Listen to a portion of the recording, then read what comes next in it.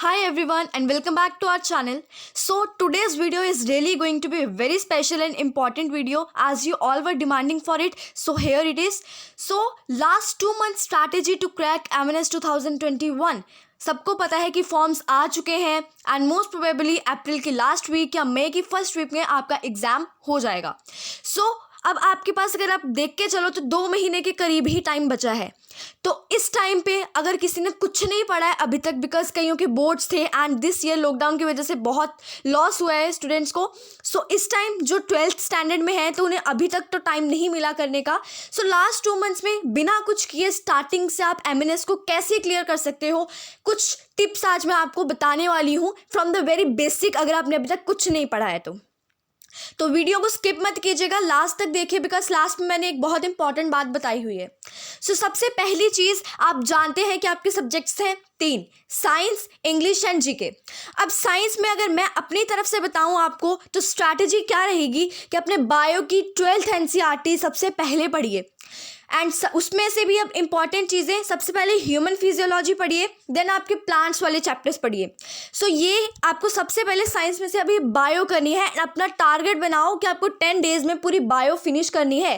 And अब ऐसा नहीं है कि आप अगर एक दिन बायो पढ़ने बैठोगे तो सारा दिन बायो ही पढ़ते रहोगे, बीच में आपका माइंड रिलैक्स मांगेगा, आपका मन नहीं करेगा बायो पढ़ने का. उस टाइम पे आप कुछ ईजी चीज़ उठाइए, इंग्लिश ले लीजिए, वहाँ पे one word substitutions and idioms phrases बहुत इजी टॉपिक है एंड आई थिंक वोकैबुलरी में सबसे इजी टॉपिक है यही. तो idioms phrases and one word substitutions अपने ख़त्म कर लीजिए. इससे क्या होगा, आपको पॉजिटिविटी भी आएगी आपके अंदर कि हमारा सिलेबस कवर हो रहा है.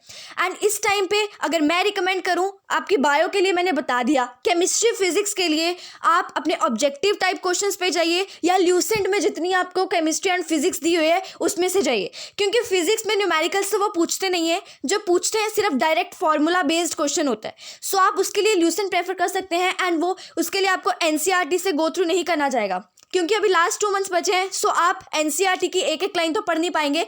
बायो की एनसीईआरटी कंप्लीट कर लीजिए एंड केमिस्ट्री फिजिक्स आप ल्यूसेंट से कर लीजिए. So this was all about science.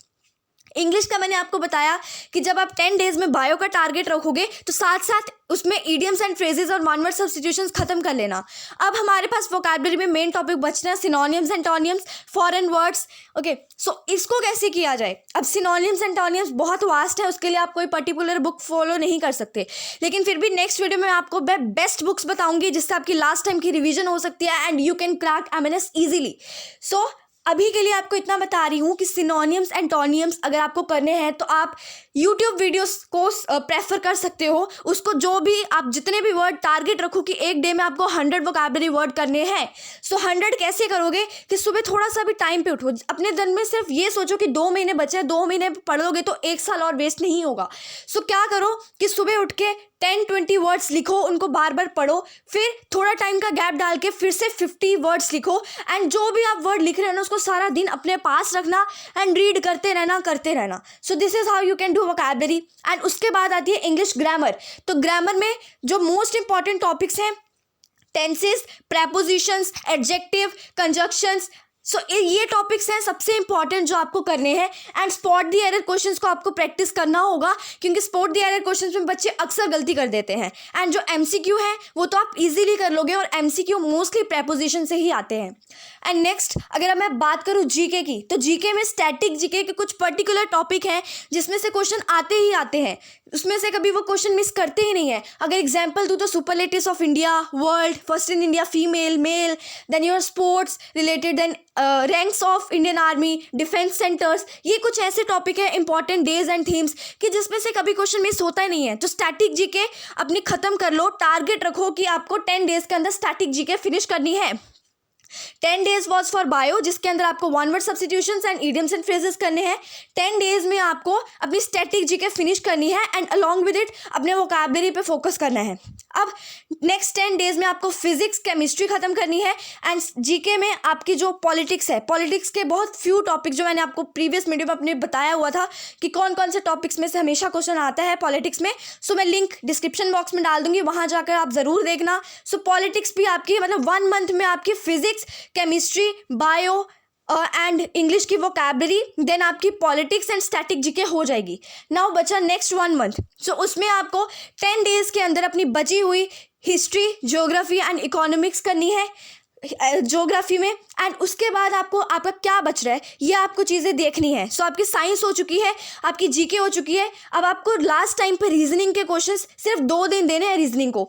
2 दिन में रीजनिंग के क्वेश्चंस सॉल्व करो एंड उसके साथ साथ जो थोड़ी बहुत कंप्यूटर आती है उसको पढ़ लो। सो दिस इज हाउ आपका सिलेबस कंप्लीट हो जाएगा एकदम। एंड ये 1 मंथ एंड 15 डेज में खत्म हो रहा है, मतलब अभी भी आपके पास 15 डेज बचे हैं। सो उन 15 डेज में आपको ऑब्जेक्टिव टाइप क्वेश्चंस को प्रैक्टिस करना है एंड जो आपने चीज़ें पढ़ी हैं जहाँ पे आपको डाउट हो रहा है उसको रिवाइज करना है। एंड बिलीव मी, अगर ये स्ट्रैटेजी फॉलो करोगे तो स्टार्टिंग से अगर आपने कुछ नहीं पढ़ा है तो then also you can clear MNS exam. So next video में मैं आपको ज़रूर बताऊंगी वो कुछ इंपॉर्टेंट बुक्स जो लास्ट टाइम रिवीजन के लिए बहुत हेल्प करने वाली हैं, क्योंकि उनमें सारे objective type questions, most important topics सब कुछ दिए हुए हैं। So I will share that in my next video. So अगर आपको ये वीडियो अच्छी लगी हो तो like and subscribe to my channel. And कोई भी आपकी क्वायरी है तो कमेंट सेक्शन में आप कमेंट करके अपनी क्वायरी सॉल्व कर सकते हो। So thank you so much.